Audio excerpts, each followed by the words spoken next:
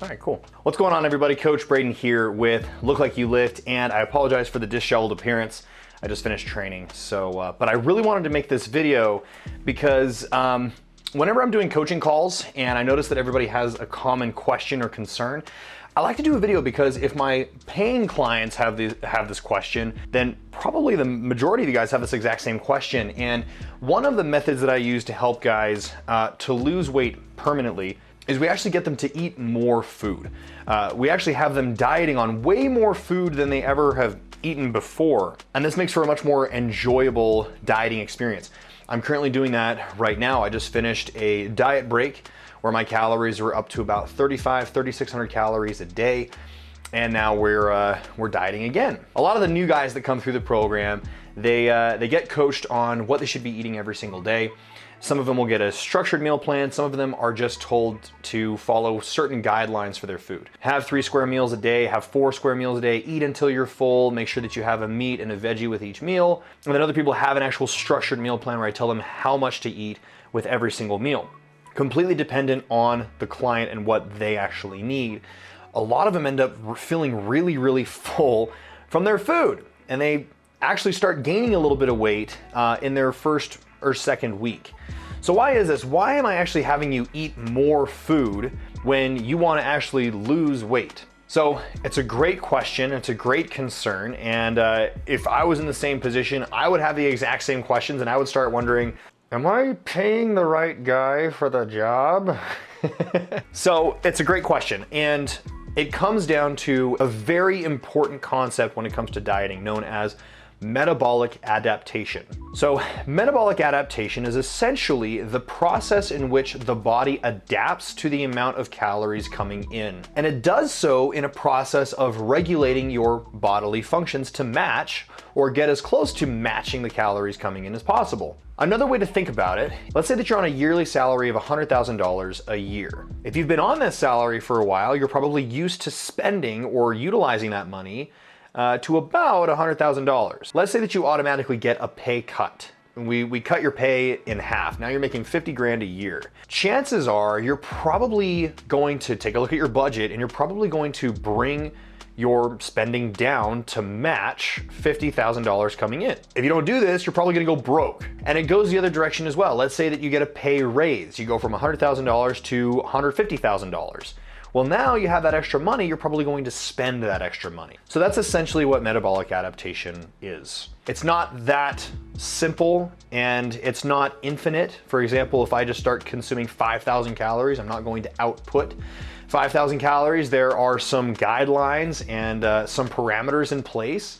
In relatively conservative caloric amounts, if you consume 2,500 calories, your body's gonna try to match 2,500 calories as much as possible. Now, like I said, there's an upper and lower threshold, because if this concept was completely true across the board, then why do we have people that are obese? Why do we have people that are overweight? Why haven't they just metabolically adapted the amount of food coming in? It's a lot more complicated than that, but bear with me while I explain this concept. If you're trying to lose weight, you've probably been dieting several times. You've been around the block quite a few times. You've tried several different diets. You've been dieting for long periods of time. You've associated losing weight with starving yourself.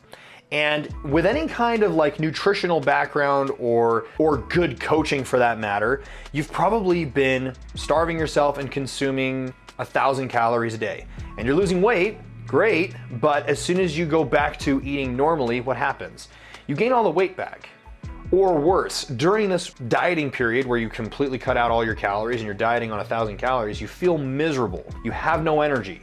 You're lethargic. You're tired all the time. The reason for this is the body is down-regulating functions to match the 1,000 calories coming in as much as possible. Before the diet, let's say that your metabolism was like running at like 2,000 calories a day. You're outputting 2,000 calories worth of energy, and then you consume 1,000 calories of energy. That's a 1,000 calorie deficit, right? But that's so low and so few calories that your body goes into a metabolic adaptation mode, and it drops energy levels, heart rate, body temperature, brain functions, even the fidgeting of your fingers, walking, like everything is down-regulated to match 1,000 calories as much as possible. So you made this 1,000 calorie deficit that you just got down to like 100 calorie deficit. Now this takes a long time for it to occur. It's not instant, but over time, your body is going to become adapted to this level, and you're stuck. And then what happens when you all of a sudden have a binge moment, which is inevitable if your calories are that low? You have a binge and you have 5,000 calories in one binge. Trust me, I know, because I've been there. I've had several of these episodes.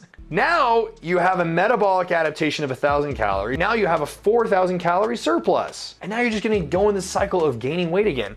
So now you go through this binge, starve on a very, very low functioning metabolism. You're going to gain weight, you're gonna be stuck. So this is why I have a really hard time with the calorie deficit zealots who just say, oh, all you need to lose weight is a calorie deficit. You're not losing weight, you need a calorie deficit. Yes, of course, but we can get a deficit in a healthier, more long-term sustainable way. And that is actually by taking care of the metabolism, not just by dropping food over and over again. That's insanity. So if you've been in this vicious cycle of trying diet after diet after diet, and you've gotten used to starving yourself to try to lose weight, you're probably metabolically adapted. So the first thing that we need to be doing is get metabolism back up, firing on all cylinders. And this, a lot of times, is referred to what is called a reverse diet. So what we do in a reverse diet is we strategically increase calories on a weekly or a bi-weekly or even a monthly basis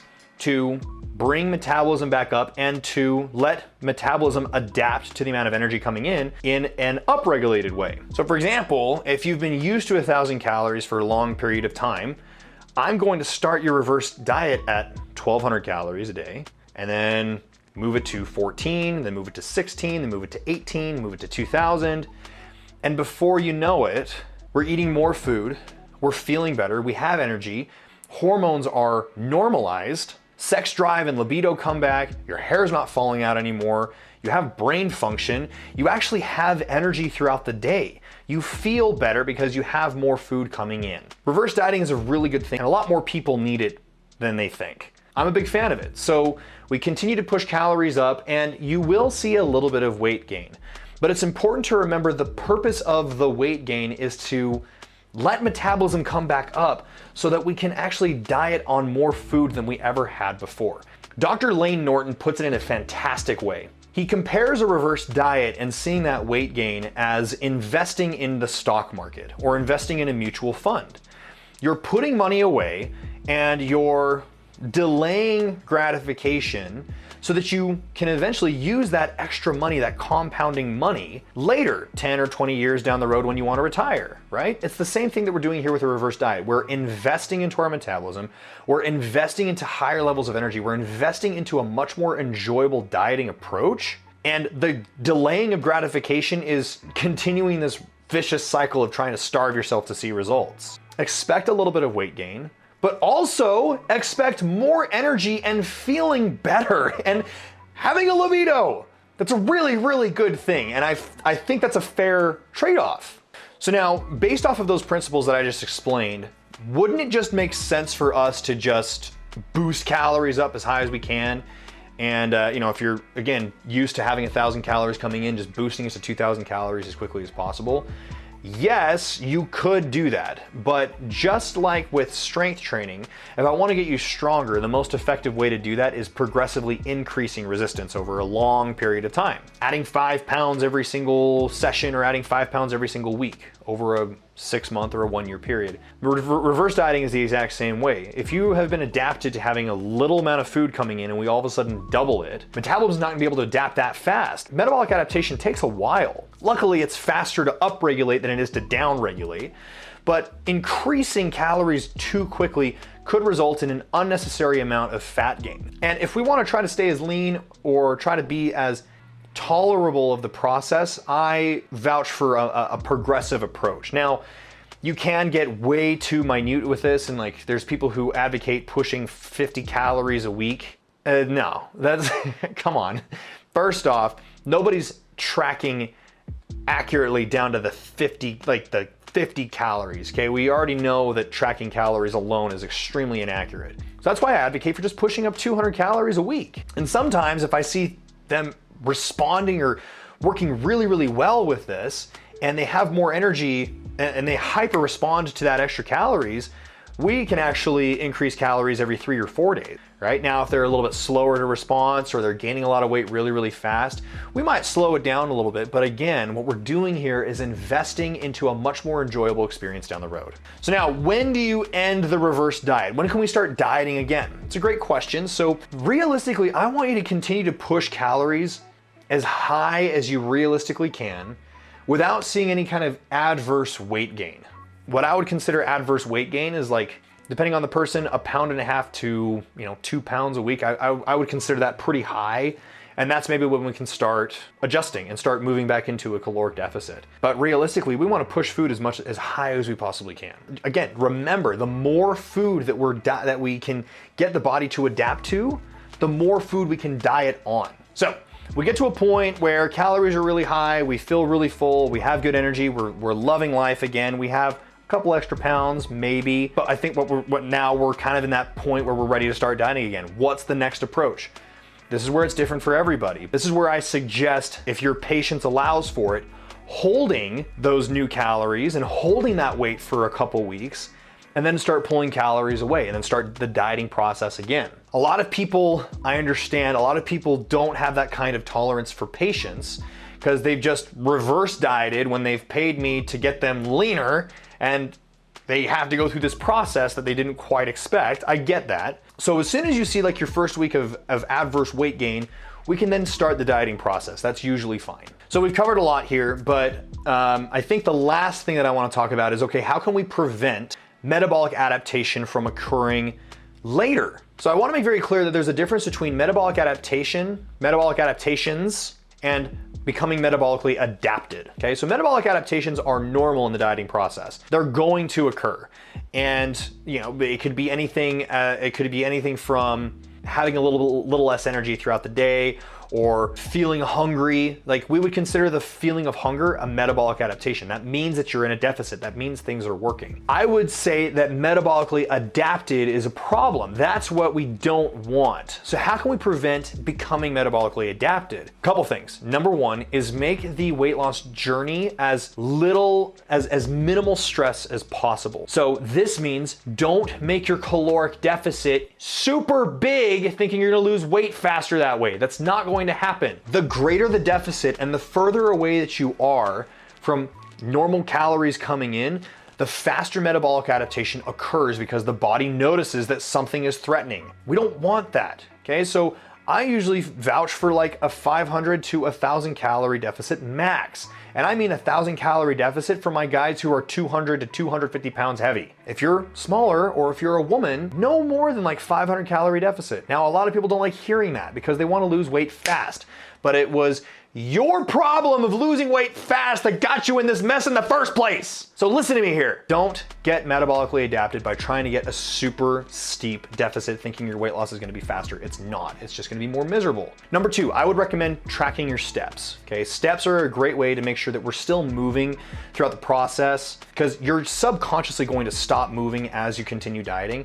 So making sure that you're hitting a bare minimum number of steps every single day is a great way to keep that in check. Number three, this one is more anecdotal. I mean, there's some evidence to show this, but from my own personal dieting experience and from helping other men along their journey, make sure that you have fruit in your diet, particularly oranges and cranberry juice. So I actually took this from Stan Efferding, but the fructose and the other nutrients that are found in oranges, orange juice, cranberry juice, not only help with the stimulation of the liver, which is extremely important for metabolism and fat oxidation, but also the stimulating of the thyroid hormone T3. T3 is extremely important when it comes to regulating metabolism, and T3 will be suppressed, and that suppression is what causes metabolic adaptation. So I encourage having fruit in your diet. Yes, it's sugar. Yes, and it's going to cause probably a little bit of an insulin spike, but the payoff of having a healthy and happy metabolism is worth it. So I would keep fruits in your diet. And number three is, don't try to create a caloric deficit from adding extra cardio or extra exercise.